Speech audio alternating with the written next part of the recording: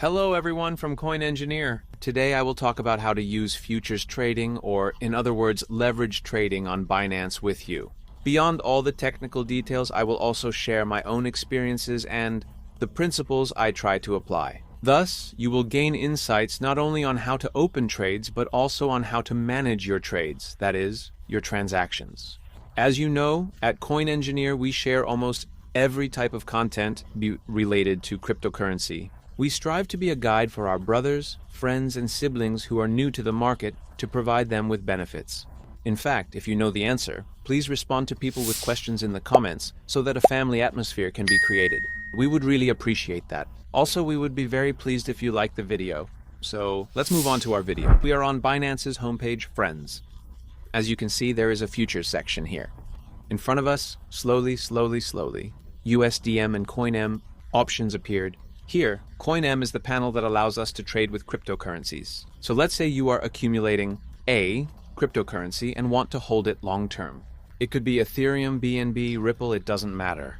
You open leverage trades, futures trades in terms of this. You measure your profit according to that cryptocurrency. So you say, I made a profit of 0.1 Ethereum. If you want to track it like I made a loss of 0.1 Ethereum, you can use this section.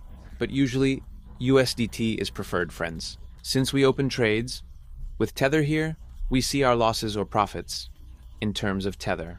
In other words, we see it in terms of dollars. This is more practical. But if the account opening section appears, when you click here, you need to open a futures trading account.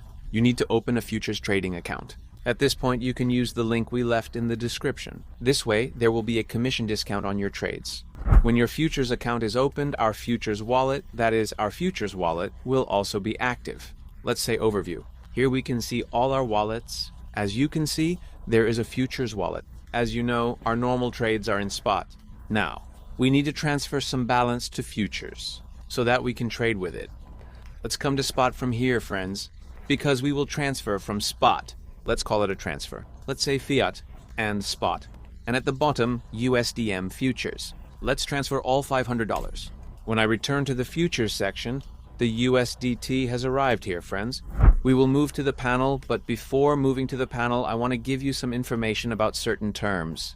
I also want to briefly mention some principles that I and many of my colleagues in the Coin Engineer team use. We have made separate videos for these, and we will leave them in the description anyway. Still, I will briefly mention them as a footnote in this video as well. Please listen carefully to these parts, friends. Before moving on to the principles, I will talk about a few terms. This way, when we move to the panel, we can follow a more understandable path. The first is margin, friends. Liquidation, TP, and SL. And also, long and short. I'm sure you've heard of a few of these. At least long and short must have caught your ear.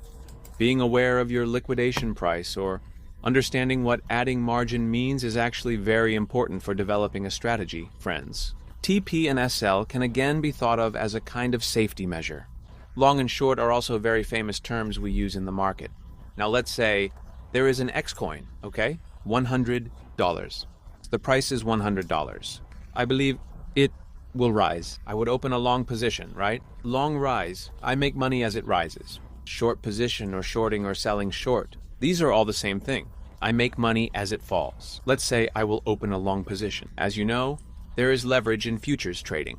There's no logic in opening an X position, because you would buy spot then, right? If you're going to go long, it makes no sense at all. So, let's say we use 10 times leverage. Let me also say this. More than 10 times leverage is considered gambling, friends. Especially if you can't manage it well, if you can't adjust your margin properly, it can be fatal. In fact, making money through trading, if you ask me, is the hardest and most stressful way to make money in crypto. Still, if you're on this path, I recommend paying attention to these. I mean, there's spot trading, airdrops, staking. I think these are much safer and more profitable transactions. Of course, if you can manage this well, manage your psychology well, and are technically proficient, there's even more money here. This is also a certainty, but the losses can be just as severe. Now let's go back and enter futures with at most 5 or 10% of your existing money. That is, all the money you have in crypto. This is how I do it. When you go beyond that, your stress level increases. You start making mistakes again. The more tense and fearful you are, the higher your risk of making mistakes actually becomes. Now, let's say we opened a long position. It went up like this. This was $100. Let this be 90. And this be 50. Let's say 115. It doesn't matter how much you put in, friends. Let's say you put in $1,000, or whatever you think, it doesn't matter. Now, because we opened a position with 10 leverage, if the price drops by 10%, you get liquidated, meaning you go bankrupt, meaning your money disappears. What is 10%? 10. So there is a 10% drop here.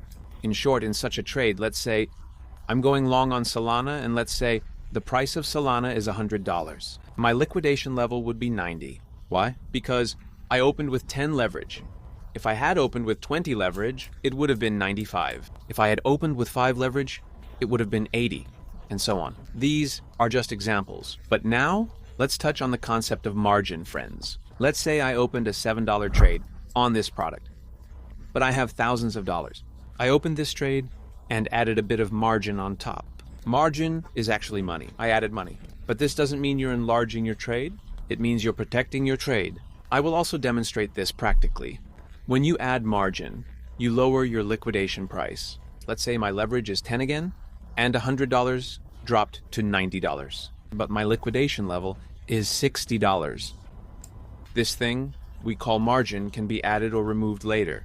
Let's say the price approached the liquidation level, you added margin, then it turned from there, you pulled the margin here, and it went up without going down there. Now you can pull your margin back to your account, to your spot account that is. Besides this, what we call stop loss and TP, which stands for take profit, means stop loss to halt a loss, and take profit means to take a profit, friends. When you open your trade, you can set the orders for the points where you will sell. If you have opened a risky trade, make sure to set a stop loss. If there is a sudden drop, you might lose some money, but it is very important to prevent losing your entire balance or significant amounts. In take profit, let's say I opened my trade at $100, I said sell, or close my long trade at $115 more precisely. This is what a take profit order is. Now we can move from this futures section to the USDM section. As you can see, I have some open trades. I will show you some things through them. The interface is already very similar to spot trading. As you can see here, there is an order book. When we place an order, it appears here. Apart from that, from this section, we can select the coins we want to trade. If you are new to this, I recommend trading cryptocurrencies with large market caps like Bitcoin, Ethereum, and Ripple. Trading shitcoins, or meme coins as they are also known, is not considered very healthy. Here we have our chart. We can separate it by hours if we want, or we can look at its past levels from the calendar here. There are also indicators. Something important here, specific to futures trading, is the funding fee, friends. We can also call it a funding deduction. What we call funding is a deduction paid every 8 hours by long traders to short traders, or vice versa. It's not a very large fee, but let's say you opened a trade and didn't close it for months. Then it can reach very high amounts. As you pay a few cents, $1, $2, over 2 or 3 months, you might end up paying hundreds of dollars in funding fees for a trade you hold. If there is too much pressure on long trades, long traders pay short traders. If there is too much pressure on short trades, short traders pay a little to long traders. This happens automatically. As I said, every 8 hours. For example, the next deduction will be in 3 hours and 10 minutes. By the way, there is a lot of data on our Coin Engineer website. We broadcast these live. Here, there is also data on long-short ratios. As you can see, currently on Binance, short traders are more dominant. When these ratios become very unbalanced, like when one reaches around 55, you need to be cautious. Friends, in such moments, shakeouts generally increase. In other words, volatility increases in a way. You can also use this. Now, I will explain a few things to you based on the existing open trades. The green one is long, the red one is short. As you might guess, both are trades with 10 times leverage. Here is the size of my trade, friends. In other words, I have taken out $252 from my pocket for my Ripple trade. With 10 times leverage, this is its size right now. Besides this, there are entry prices, current prices, and as you can see, my liquidation price. Now, as you can see, my entry price is 60 cents. So, if it drops by 10%, I will be liquidated. So logically, I should be liquidated at 54 cents, right? Because I opened a trade with 10 times leverage, but my liquidation price is 46 cents, much lower. What is the reason for this? This is the margin issue I mentioned earlier. It says margin here, friends. I click here. I can add or remove margin here. I had added margin before. For example, let's say remove. I can withdraw my margin from here. I can remove it from this trade, $227. If I remove it, my liquidation price will rise to 51 cents. So my trade becomes riskier. Or we had put $500 here. Let's enter that. Let's say 500 lira. My liquidation price drops from 46 to 0.34.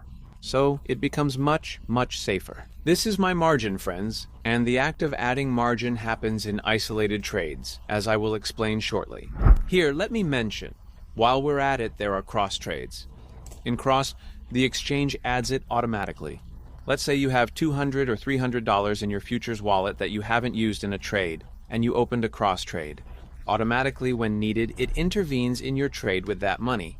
And when not needed, your money slowly moves from one place to another like a water channel. It goes there when needed, and returns to your wallet when not needed. But if you can't manage it well, if you encounter significant declines or get caught on the wrong side, then you might cause your futures wallet to be wiped out. So, if you are new to this, I do not recommend opening a cross trade. However, this doesn't mean that cross trading is bad. It just needs to be managed well. It becomes very risky with high leverage and such. Personally, I prefer to open isolated trades and add the margin myself. Now, I want to show you something, friends. The margin ratio of my Ripple trade is 2.63. Let me add $500 here. So I'm adding margin. As you can see, it dropped to 1.29. If you ask whether this drop is a good thing or a bad thing, it's a good thing, friends. As this ratio increases, it actually means you are getting closer to the liquidation level. In fact, as it says here, when it reaches 100%, you get liquidated, and your money is gone. Above 5%, if you ask me, you should start to pay a little attention, because when these ratios start to increase, once they reach the 20s or 30s, they begin to rise very quickly. I would say pay attention to this ratio. Now let's withdraw the margin. We invested in Ripple. If we take back 500, that's fine. As you can see here, my profit and loss are displayed. I have 2 trades in loss. Right next to it are the market and limit sections. What is called market means the transaction will happen immediately, friends. So you are selling to the market. Think of it that way. In limit, however, you are placing an order. Let's say we entered Ripple at 0.59. If it becomes 0.65, this is our Ripple amount. When we click on it, we can also enter the percentage. Let's say you don't want to close your entire trade. In that case, you say 50% like this, it shrinks this way. Or if you say 100% and click on limit, friends, like this. I already had an order, if I'm not mistaken. I had an order at 0.63. This is also an order at 0.65. As you can see below, TP is actually a limit order above. So you don't need to know the details of this, friends. In both cases, we are actually selling for profit. Now, I showed you a limit order from here. We can cancel our order by clicking on the trash can like this. So, if there's an urgent situation, you can click directly on the market to make an instant sale, or you can close all positions by saying close all position.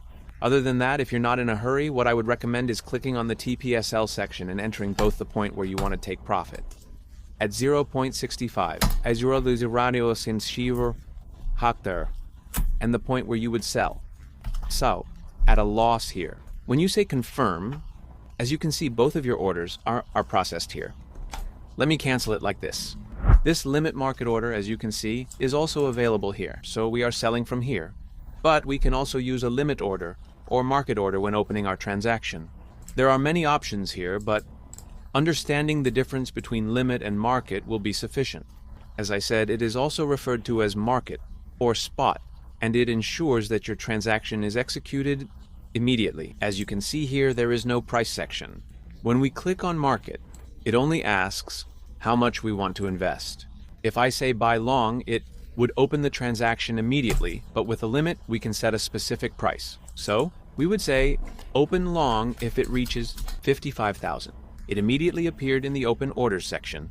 or the orders section.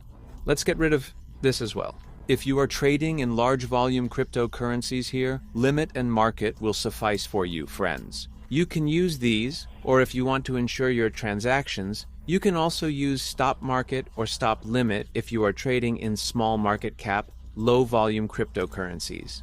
In stop market, I would say 55,000, adjust the size, and when the price reaches 55,000, I can say open a long position immediately from the most suitable place or open a short position. At that moment, the market finds the most suitable price and opens our transaction from there. Similarly, in stop limit, let's say the price is 54,995. I would say open a transaction at 55,000. This way, I would ensure it. But you can use this more in stop trading, friends. If you say open a transaction directly as a limit at 55,000, this will happen. You can especially use the limit in major cryptocurrencies like Bitcoin, Ethereum, Ripple. In fact, I will enter short at 60,000, for example. It came right here. If Bitcoin reaches 60,000, my short transaction will automatically open. Let's exit from here. As you can see here, friends, there is also a leverage section. It goes up to 125, but of course, as I said, we do not recommend it. Use the isolated option from here. And as I mentioned later, you can set take profit and stop loss while trading. In other words, you can write down the point where you will sell for profit and the point where you will sell at a loss. Or if you click on this without opening the transaction, let's say I will open a short transaction at 60,000. I want to take my profit at 55,000 and I want to accept my loss at 62,000. I say short, master. When I clicked on open orders, our order and the TPSL section became active accordingly. I personally use this most of the time, especially when I keep the leverage high or when I take risky trades, because it's an incredible blessing. It causes you to plan everything without opening the transaction. Like, I can exit from here, let me take my profit and leave. You actually approach the situation more professionally. But if you determine the exit point and entry point during the transaction, that's when emotions start to come into play and you make mistakes. In this video, I wanted to focus more on futures trading. I wanted to touch on the concepts of margin and liquidation, and in my opinion, I addressed the essential concepts of take profit and stop loss in risky leverage trades. But if you want more information about orders, or if you want to watch a longer video about mistakes to avoid in futures trading, you can also check out the videos we shared in the description section. We have hundreds of videos about trading on the channel. I hope this video has been helpful, and if you've watched the video up to this point and haven't hit the like button yet, please press the like button and leave nice comments. These make us very happy. See you soon.